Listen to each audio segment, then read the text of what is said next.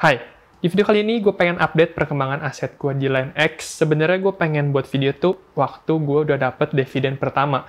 Tapi ternyata project yang gue danain ini belum dapet dividen. Jadinya yaudah deh, daripada kelamaan gue pengen update dulu aja perkembangannya setelah kurang lebih 5 bulan. Jadi di sini gue ada dua portofolio, ada Burger sama ada Hongtang. Nah, pertama kali itu gue beli si Burger ini yang BYR1. Ini gue beli bulan September 2021, itu pertama kali banget gue beli. Terus kemudian gue beli si Hongtang di bulan Desember 2021. Oke, gue pengen update dulu si Hongtang. Jadi kemarin itu si Hongtang, bukan si Hongtang ya, si Line X itu kirimin gue tentang perkembangan dari projectnya.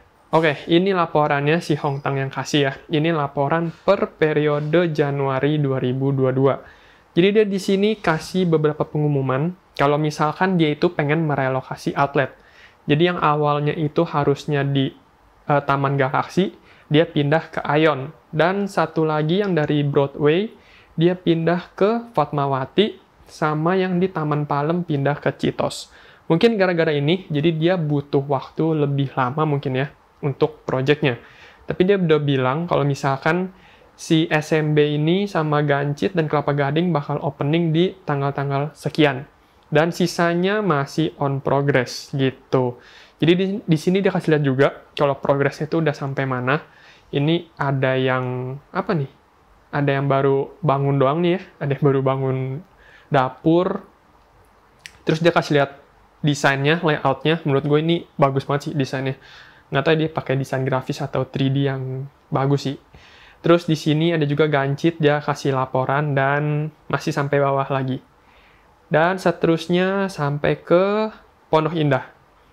Jadi kayak gitu, dia kasih laporan kalau misalkan proyeknya tuh masih lagi dibangun, kayak gitu. Dan dia kasih layout dan gambarannya. Si proyek ini baru jalan sekitar 3 bulan, jadi gue memaklumi kalau misalkan ya dia masih on progress gitu ya, masih bangun kitchen, apa segala macam. Cuma satu proyek yang si Burger ini itu tuh udah berjalan 5 bulan, dari bulan September 2021 sampai sekarang. Cuma masih belum ada perkembangan, dan dia nggak kirimin email apa-apa, nggak ada pemberitahuan sama sekali ke para investor kalau misalkan proyeknya udah jalan atau belum, atau progresnya udah sampai mana. Ya, kayak gitu-gitu itu nggak ada sama sekali. Jadi, ya mungkin gue harus cari tahu sih, kalau misalkan gue mau nanya-nanya kemana, dan kapan dia bagiin dividen, kayak gitu-gitu ya. Gue mesti cari tahu dulu, nanti bakal gue update lagi kalau gue udah tahu. Terus setelah gue melakukan riset dan gue cari tahu lagi tentang crowdfunding ini, gue menemukan satu cara yang menurut gue paling pas untuk investasi di crowdfunding. Satu-satunya cara yang pas untuk diinvestasi di crowdfunding adalah cari bisnis yang menurut kalian tuh bakal bertahan sampai ke 5 tahun atau 10 tahun ke depan.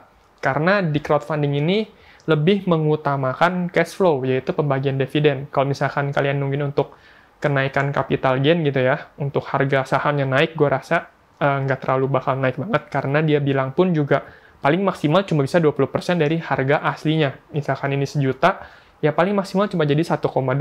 Tapi yang kita maksimalnya itu adalah di dividen. Jadi kalau misalkan lu beli project atau bisnis itu yang kayak cuma nge-hype atau nge-boom setahun pertama, ya mungkin lu tahun pertama bakal dapat dividennya gede gitu. Tapi tahun-tahun selanjutnya, ya nggak segede awal tahun, dan kayaknya mungkin bisa nggak bertahan lama. Itu yang perlu gue cari tahu kalau misalkan bisnisnya itu bangkrut atau udah nggak jalan lagi, duit kita tuh bakal gimana, itu perlu gue cari tahu dulu.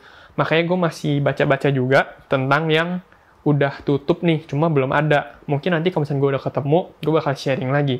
Jadi kalau mau invest di crowdfunding, menurut gue harus bener-bener pinter banget buat cari atau ngebaca tren ya. Jadi kayak misalkan lu tahu nih kalau misal bisnis ini tuh bakal stay atau bakal bertahan tuh sampai berapa tahun lagi sih, enggak yang kayak cuma setahun terus selesai atau kayak cuma 2 tahun terus selesai gitu ya. Karena di sini kan ada berbagai jenis ya. Dulu itu pas awal-awal cuma ada kos-kosan, tapi sekarang udah berkembang banyak banget. Ada F&B, ada sport, ada cafe, ada restoran, ada maritim, terus ada retail, ada pabrik.